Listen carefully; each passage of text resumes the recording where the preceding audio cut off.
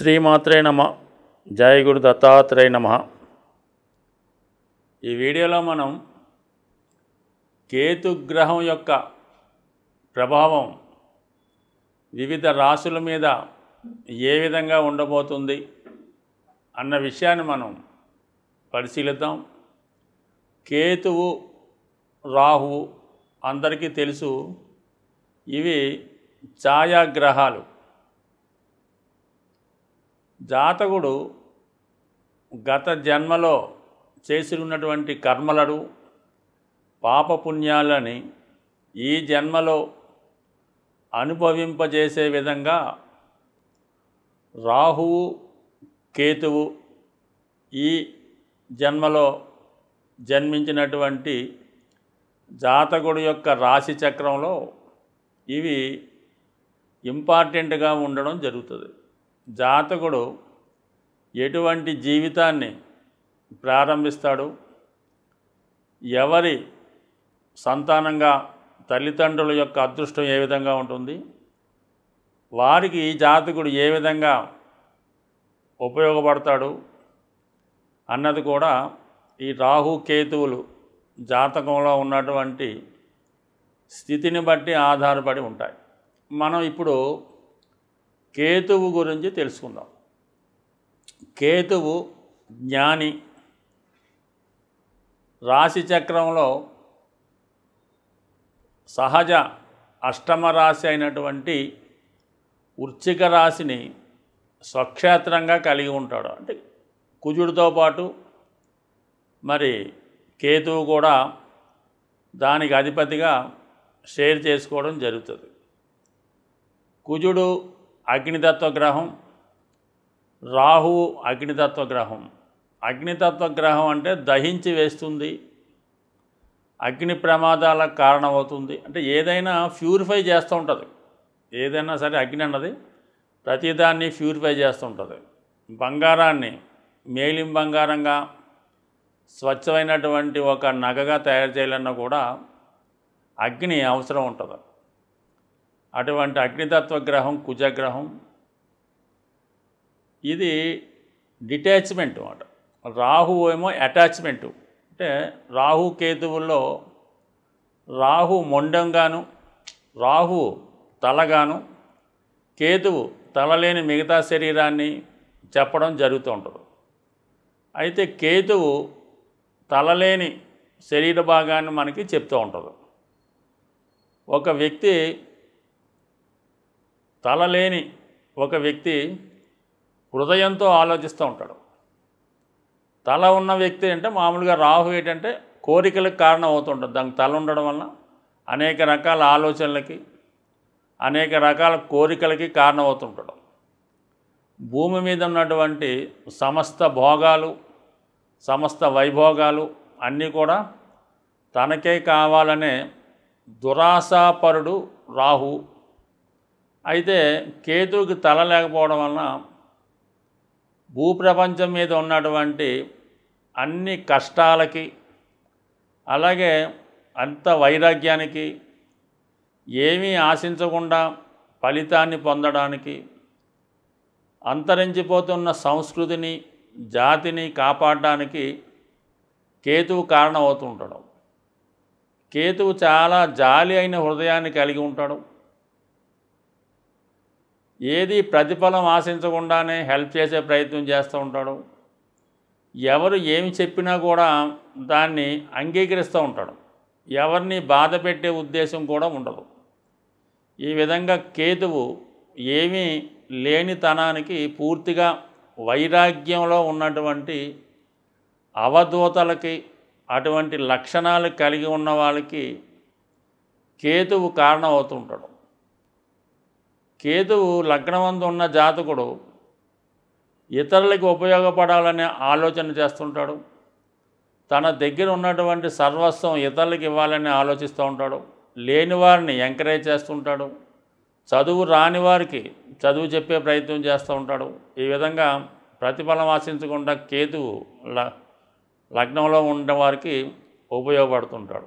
ఏదైనా కేతుగ్రహం యొక్క ప్రభావం ఉన్న జాతకులు వారితో ఎవరు స్నేహం చేసినా వారికి చక్కని మార్గం చూపించి జాతకుడిని మంచి మార్గంలో పెట్టే ప్రయత్నం చేస్తాడు కేతుగ్రహం.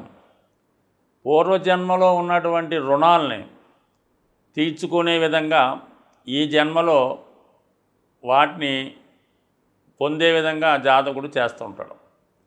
ఒకరు మీ దగ్గర నుంచి రుణం తీసుకొని ఎగ్గొట్టినా, అలాగే మీ యొక్క రక్త సంబంధికులు కొంతకాలం పాటు మీ దగ్గర ఉండి తర్వాత వాళ్ళు వేరే లోకానికి వెళ్ళినా, అలాగే మీ తండ్రి గారు, మీ సంతానము, మీ భార్య, అన్నదమ్ములు ఇవన్నీ కూడా ఈ రుణానుబంధాలని కేతువు తీర్చే విధంగా చేస్తూ ఉంటాడు.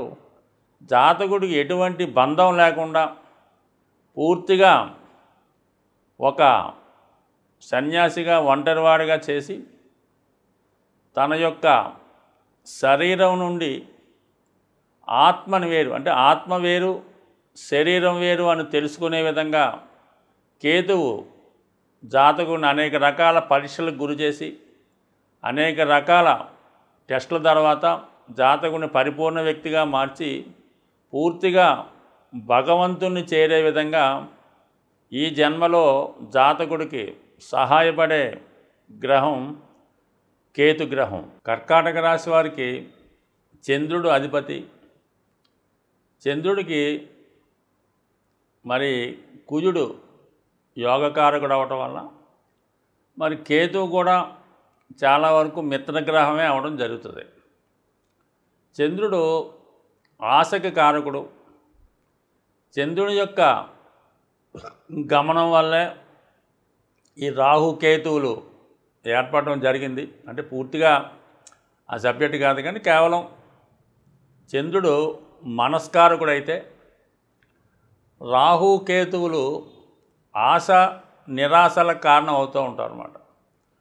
సో ఆ కారణం వల్ల ఏంటంటే చంద్రుడి యొక్క స్థితిని బట్టి, జాతకంలో ఉన్నటువంటి స్థితిని బట్టి ఈ రాహుకేతువులు తన యొక్క ఫలితాన్ని ఇవ్వడం జరుగుతుంటుంది. జాతకుడు భోగాల వైపు, వైభోగాల వైపు, గొప్పగా జీవితంలో అన్నీ అనుభవించాలి, అన్ని కోరికలు తీర్చుకోవాలి, ఈ భూమి మీద పుట్టినందుకు సర్వ సౌఖ్యాలు అనుభవించాలి అన్నటువంటి వాటికి రాహు కారణమవుతుంటాడు. కేతువు జ్ఞానకారకుడు, సర్వశాస్త్రాలు తెలుసుకోవాలి, ఈ భూమి మీద ప్రపంచంలో ఉన్నటువంటి సర్వ దేవాలయాలు, మతాలు వాటిలందరినీ సందర్శించాలి, పెద్దవాళ్ళని సందర్శించాలి, గురువుల్ని సేవించాలి, నిడారంభరంగా ఉండాలి, పెద్దగా దేని మీద వ్యామోహం పెట్టుకోకూడదు, దేంతో కూడా బంధం పెంచుకోకూడదు అన్నదానికి కేతువు కారణం అవుతుంటాడు. ఈ రాహు కేతువులు జాతకంలో ఏది డామినేట్ చేయాలి అన్నా కూడా చంద్రుడే కారణం అవుతుంటాడు. చంద్రుడు ఆశ వైపు వెళ్తూ ఉంటే రాహు విజృంభించి జాతకుడికి పెద్ద పెద్ద కోరికలు ఏర్పడుతూ ఉంటాయి, పెద్ద పెద్ద ఆశ కలుగుతూ ఉంటుంది, దానికోసం అనేక రకాల పథకాలు వేస్తూ ఉంటాడు.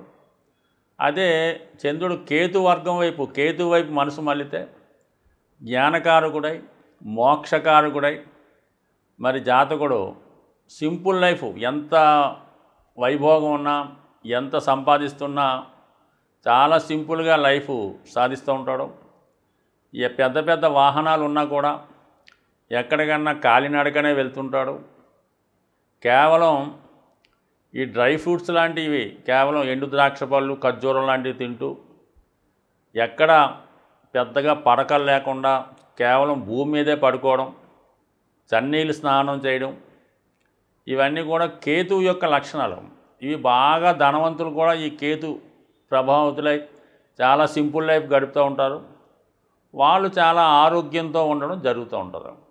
మరి ప్రస్తుతం కేతువు ఈ కర్కాటక రాశి వారికి 5వ స్థానాధిపతిగా అనుకుందాం. అంటే సహజ అష్టమాధిపతి కర్కాటక రాశి వారికి 5వ స్థానాధిపతి అవటం వల్ల దీనికి కేతువు కుజుడు కారణం. మనం కేతువు గురించి చెప్తున్నాం కాబట్టి జాతకుడు అనేక విధమైనటువంటి జ్ఞానాన్ని సంపాదించుకునే ప్రయత్నం చేస్తూ ఉంటాడు.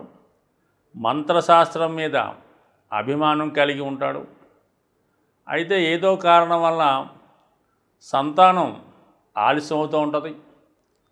ఒకవేళ సంతానం కలిగిన వాళ్ళు ఏ దూర ప్రాంతంలోనో విదేశంలో నివసించడం జరుగుతూ ఉంటుంది. వాళ్ళ వల్ల పెద్దగా సౌకర్యాలు అనుభవించలేకపోతుంటాడు. అయితే అదే కేతువు యొక్క లక్షణం. ఎవరి మీద ఎక్కువ వ్యామోహం పెంచుకుంటాడో వాళ్ళే దూరం అవుతూ ఉంటారు. మరి పంచమ స్థానం అన్నది సంతానానికి కారణం. ముఖ్యంగా జాతకుడికి ప్రేమ, లవ్ అఫేర్స్ అది ఖచ్చితంగా ఎవరినైతే జాతకుడు ఇష్టపడతాడో ప్రేమిస్తాడో వాళ్ళు ఏదో కారణం వల్ల దూరం అవుతారు. తర్వాత మళ్ళీ వాళ్ళు వేరే మ్యారేజ్ కూడా చేసుకోవడం జరుగుతూ ఉంటుంది. అంటే ప్రేమ సక్సెస్ అవ్వదు. కోరికల అనుకున్న విధంగా తీరవు. ఒక విధంగా తాను అనుకున్న దానికన్నా బాగా ఎక్కువ లభించవచ్చు. కొన్ని సందర్భాల్లో మొత్తం నష్టపోవచ్చు. అయితే జాతకుడికి ఎంతసేపు కూడా తన యొక్క కోరికల నుంచి వ్యామోహాల నుంచి దూరం చేయడానికే కేతువు యొక్క లక్ష్యంగా రావడం జరుగుతుంటుందో అందువలన జాతకుడు ఏది ఇష్టపడతాడో దేన్ని ఎక్కువ కోరుకుంటాడో అది దూరం అవుతుంది. ముఖ్యంగా ఉద్యోగ సంబంధించిన విషయాల్లో కూడా మరి ఈ కేతువు ఈ రాశి వారికి సరైనటువంటి ఉద్యోగాన్ని ఇవ్వలేకపోతుంటాడు. ఎక్కువగా కష్టపడే ఉద్యోగాన్ని ఇస్తూ ఉంటాడు. ఎంత కష్టపడ్డా కూడా జీవితంలో అభివృద్ధి చెందనివ్వడం. అయితే ఎండోమెంట్స్ డిపార్ట్మెంట్ లాంటివి, వైద్య వృత్తి లాంటివి, ప్లేడర్ లాంటివి, అంటే ఇతరుల కోసం పోరాటం, ఇతరుల శ్రేయస్సు కోసం పనిచేయడం, ఇతరుల ఆరోగ్యం కోసం పనిచేయడం, ఇతరుల కోసం పోరాటం, ఇవన్నీ కూడా ఈ ప్లేడర్లు, ఆధ్యాత్మిక రంగంలో ఉన్నవాళ్ళు, డాక్టర్లు ఇటువంటి వృత్తుల్లో బాగా రాణించేలా చేస్తూ ఉంటాడు. అయితే మంచి పేరు సంపాదించినట్టుగా ధనాన్ని సంపాదించలేకపోతుంటారు. సో ఏదైనా మరి కర్కాటక రాశి వారు ఇతరుల కొరకు కష్టపడినప్పుడు మాత్రం వాళ్ళ జీవితంలో పైకి వస్తారు. సొంతానికి ఆలోచించిన స్వార్థం కోసం ఏ చేద్దామన్నా కూడా దానివల్ల పెద్దగా సాధించలేరు. అప్పటిదాకా సంపాదించుకున్నటువంటి నేమ్ కూడా పోగొట్టుకునే ప్రయత్నం కూడా జరుగుతుంటుంది. సో ఏదైనా ఈ జాతకుడు కర్కాటక రాశి వారికి కేతు ప్రభావం వల్ల అటు ఉద్యోగంలో ఇంప్రూవ్మెంట్ ఇవ్వడం, అటు వివాహ జీవితంలో సక్సెస్ ఇవ్వడం, దగ్గర వాళ్ళని దూరం చేస్తూ ఉంటాడు. అయితే దేని మీద వ్యామోహం లేకుండా కేవలం దైవం మీదే, దైవాన్ని చేరుకునాలనే అంతిమ లక్ష్యం పెట్టుకుంటే కర్కాటక రాశి వారు పొందినంత సులభంగా ఎవరు కూడా మోక్షాన్ని పొందలేరు. ఎవరు దైవాన్ని అంత సులువుగా చేరుకోలేరు. ఈ కలియుగంలో పరిహారాలు అంటూ ఉంటే రెండే గ్రహాలకి పరిహారం చేసుకుంటే సరిపోతుంటుంది. ఒకటి రాహుకి, రెండు కేతువుకి. మరి రాహుకి పరిహారం అంటే అమ్మవారి ఆరాధన, మరి కేతువు పరిహారం అంటే విఘ్నేశ్వరుడు. అందుకనే మరి ఈ కేతు అనుగ్రహం కావాలంటే విఘ్నేశ్వరుణ్ణి ఆరాధించవలసి ఉంటుంది. ముఖ్యంగా ఏ పని ప్రారంభించినా ఈ కేతుగ్రహ ప్రభావం గల రాసుల వారు ఎవరైతే ఉంటారో వాళ్ళు, అలాగే ముఖ్యంగా కేతు దశ జరుగుతున్న కేతు నక్షత్రాలైనటువంటి అశ్విని, మఖ, మూల నక్షత్రాలు, అలాగే ఈ కేతువు కన్యా రాశిలో ఉన్న, మిథున రాశిలో ఉన్న, లేదు మనం వివాహ కోసం ప్రయత్నం చేస్తున్నప్పుడు సప్తమ స్థానంలో కేతు ఉన్న, ఈ విధంగా కేతు ఏ భావంలో ఉంటే ఆ భావాన్ని ఇబ్బంది పడతాడు. అసలు దేనికి సంబంధం లేకుండా జన్మజాతకంలో ఈ కేతువుకి బుధుడికి ఉన్న సంబంధం వల్ల కూడా జాతకుడికి అనేక ఆటంకాలు ఏర్పడడం జరుగుతూ ఉంటుంది. మరి దీనికి ఏకైక మార్గం కేతుగ్రహ ఆరాధన. అంటే కేతువుకి మనం ప్రసన్నం చేసుకోవాలంటే ఒకటి విఘ్నేశ్వరుణ్ణి ప్రతి మంగళవారం పూజించుకోవడం వల్ల, ఉలవలు నానబెట్టి ఉడకబెట్టి గుర్రాలకు ఆహారంగా ఇవ్వడం వల్ల, గణపతిని గరికతో అర్చన చేసుకోవడం, ముఖ్యంగా విఘ్నేశ్వరుడికి ఉండ్రాళ్లతో అభిషేకం, ఉండ్రాళ్లతో హోమం చేయడం, సంకష్టహార చతుర్థి రోజు ఉపవాసం ఉండి ఆ రోజు విఘ్నేశ్వరుని విధి విధానంగా పూజించడం, ముఖ్యంగా వృద్ధుల్ని, అనాథల్ని, మతి స్థిమితం లేని వాళ్ళని ఆదరించి వాళ్ళకి ఏదో విధమైనటువంటి రక్షణ కల్పించడం, కానీ వాళ్ళకి ఏదైనా వాళ్ళకి కోరుకున్నటువంటి బహుమతి లాంటిది, వాళ్ళకి ఏదైనా వస్త్రాలు, దుప్పట్లో, జేళ్ళు, చెప్పులో ఏదో ఒకటి బహుకరించడం వల్ల, అంటే ఎవరైతే మతి స్థిమితం తప్పి అలాగ అనాథలుగా తిరుగుతుంటారో, వాళ్ళని ఎవరైతే పట్టించుకోరో అటువంటి వ్యక్తి మీకు కనబడితే అది ఒక విధంగా మీ అదృష్టంగా భావించవలసి ఉంటుంది. వాళ్ళకి మీరు ఏదో విధంగా వాళ్ళకి సంతోషపట్టే విధంగా ఏదో ఒక బహుమతి ఇవ్వడం వల్ల మీకు కేతుగ్రహ అనుగ్రహం లభించే అవకాశం ఉంది. సో ఈ విధంగా అంటే అన్నీ వదులుకొని కొంతమంది ఉంటారు, అటువంటి వాళ్ళకి సేవ చేయొచ్చు. అలాగే మరి కొంతమంది కనబడుతూ ఉంటారు మీకు, వాళ్ళకు కూడా మీరు ఏదో విధంగా ఏదో ఒక సహకారం చేయడం వల్ల, ముఖ్యంగా సాధువులకి ఎండు ద్రాక్ష పంచిపెట్టడం కానీ, వాళ్ళకి ఇవ్వడం కానీ, ఏదైనా విఘ్నేశ్వరుడికి డ్రై ఫ్రూట్స్ ప్రసాదంగా పెట్టి అవి చిన్నపిల్లలకి పంచిపెట్టడం వల్ల కంపల్సరిగా కేతువు యొక్క అనుగ్రహానికి పాత్రులవుతారు. కంపల్సరిగా మీ యొక్క గృహంలో విఘ్నేశ్వరుడి చిత్రపటం ఉండి తీరవలసిందే. అలాగ ఉన్న రోజు మీకు ఎటువంటి ఆటంకాలు లేకుండా ఉండే అవకాశం ఉంది. స్వస్తి.